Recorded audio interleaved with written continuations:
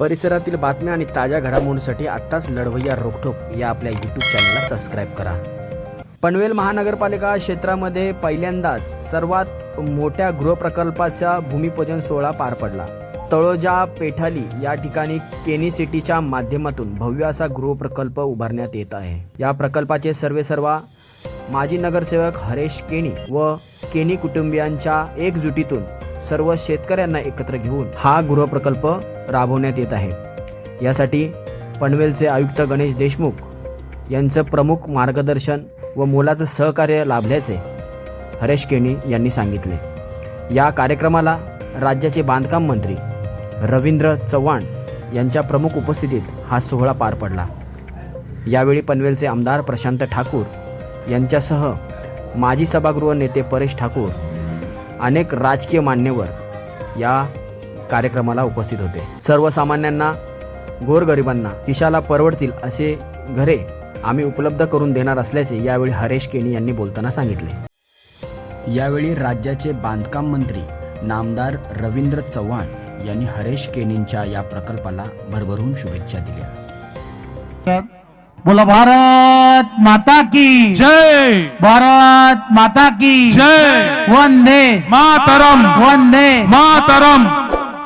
खरं तर आज एक अतिशय चांगला दिवस आहे।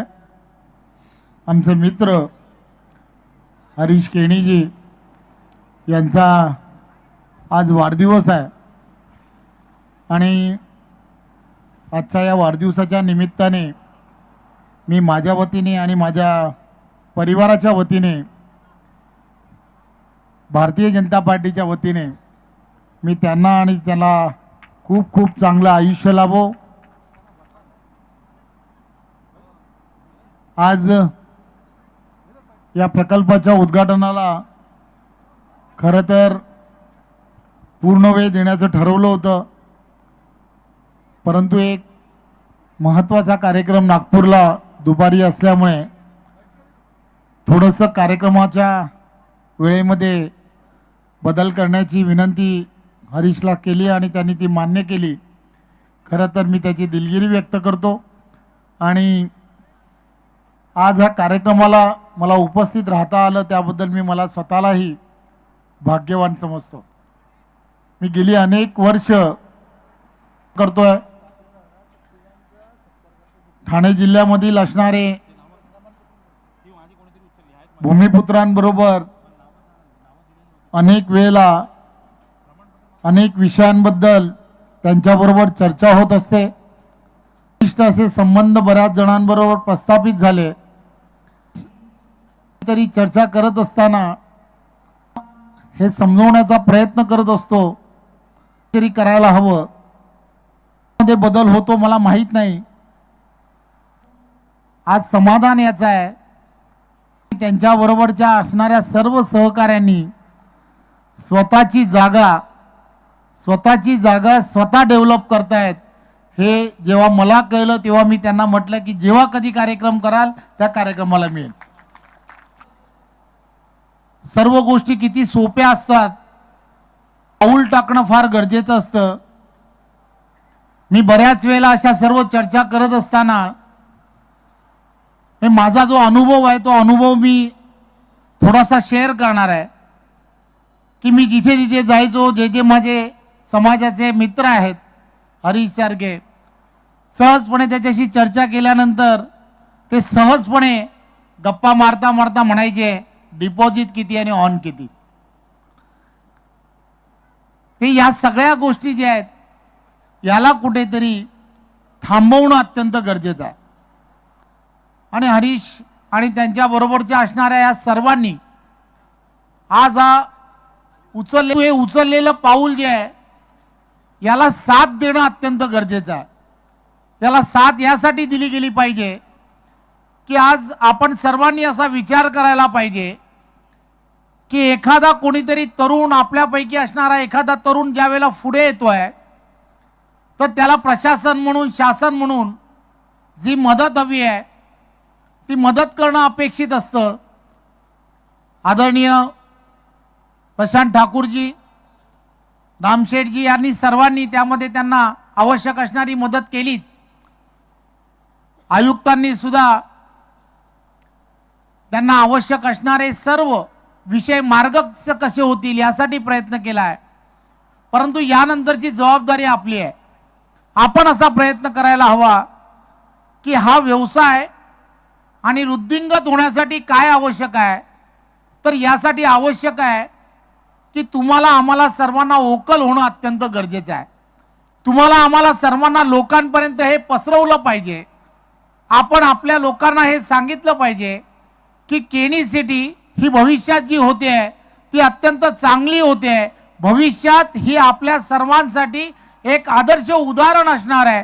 तिला तुम्हाला आम्हाला सर्वांना पाठबळ देणं अत्यंत गरजेचं आहे. हे जोपर्यंत तुम्ही आम्ही सांगणार नाही, इथे उपस्थित असणारा प्रत्येक जण, मी विचारलं की किती स्क्वेअर फीटचं हे बांधकाम आहे.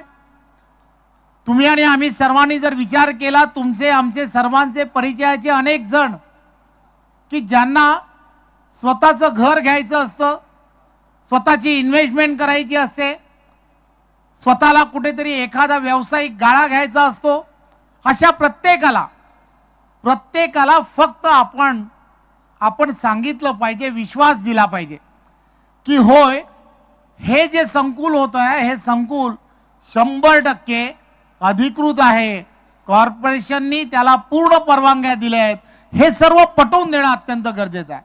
इथे होणारं बांधकाम जे आहे ते सुद्धा अतिशय चांगल्या प्रतीचं होणार आहे, कारण ती आपली मुलं करणार आहेत हे आपण सांगितलं पाहिजे. आपल्याला आपल्या लोकांना मोठं करणं, आपल्या बरोबरच्या असणाऱ्या सहकाऱ्यांना मोठं करणं हे अत्यंत गरजेचं आहे.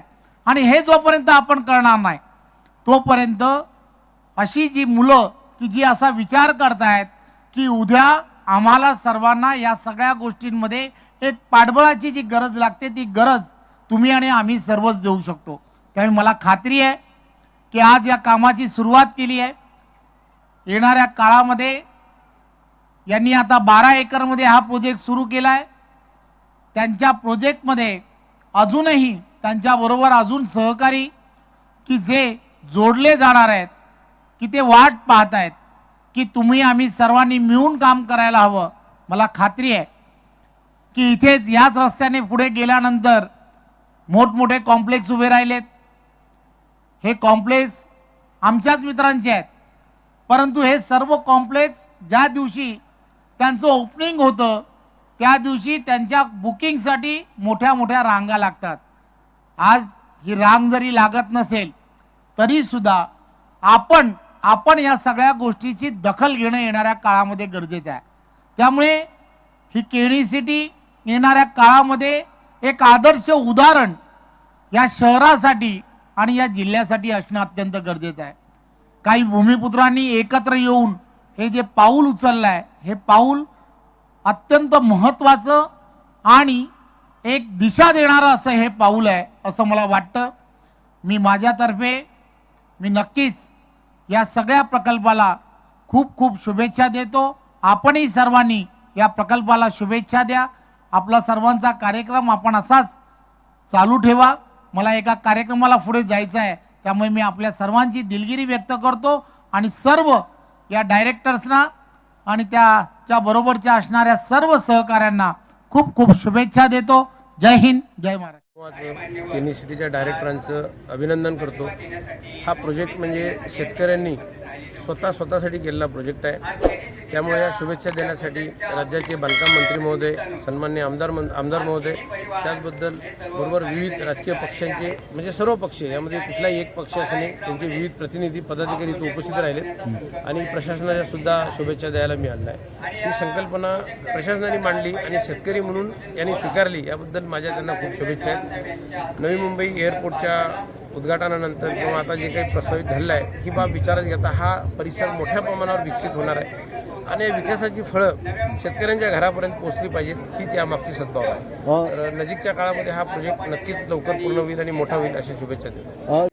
मुळात ही संकल्पना आम्हीच त्यांच्यासमोर मांडली होती आणि त्यांनी ती स्वीकारल्याबद्दल माझ्या त्यांना शुभेच्छा आहेत. कारण ही संकल्पनाच आहे की स्वतः शेतकरीच हा विकास होऊ शकतो. शेतीला उद्योजकाकडे बघितलं पाहिजे असं आपण म्हणतो, उद्योगधंद्याचा दर्जा दिला पाहिजे असं म्हणतो, पण कृतीतून ते केलं पाहिजे. या ठिकाणी कृतीतून होताना दिसते, त्याबद्दल खूप खूप भूमिका म्हणजे सर्वप्रथम ते मेंटली एवढा मोठा प्रोजेक्ट होऊ शकेल का, त्याचा फायनान्स आम्ही कसा उभा करायचा, आपल्याला जमीन अशी शंका होत्या. ते जेव्हा आम्ही त्यांच्या दूर केल्या की आता एक गाडी आहे तो भाड्याने लावून जर ती घ्यायला परवडती कोणाला द्यायला, तर तुम्हाला स्वतःची गाडी घ्यायला काय खरं आहे. तसा विकास जागा घेऊन जर कोणी विकास करू शकतो तर तुम्ही का नाही करू शकता. अगदी बरोबर. फक्त तुम्ही स्टेज वाईज गेलं पाहिजे. तर 12 एकराची विकास एकाच दिवशी केला तर तुम्हाला फायनान्सचा प्रॉब्लेम येईल. टप्प्याटप्प्याने गेला तर येणार नाही. त्यांनी केनी सिटी जाऊन बघितली, त्यांचा विश्वास निर्माण झाला, अप्रुव्हल्स त्याला आम्ही अक्रॉस द टेबल दिल्या, आणि त्यामुळे मग त्यांनाही ते समाधान झाले की प्रशासन आपल्याला अशी मदत करू शकतं. या नवीन निर्माण झालेल्या उद्योजकांना किंवा अशा प्रकारे प्रयोग करणाऱ्या स्वतः शेतकऱ्यांना आपण सपोर्ट केला पाहिजे.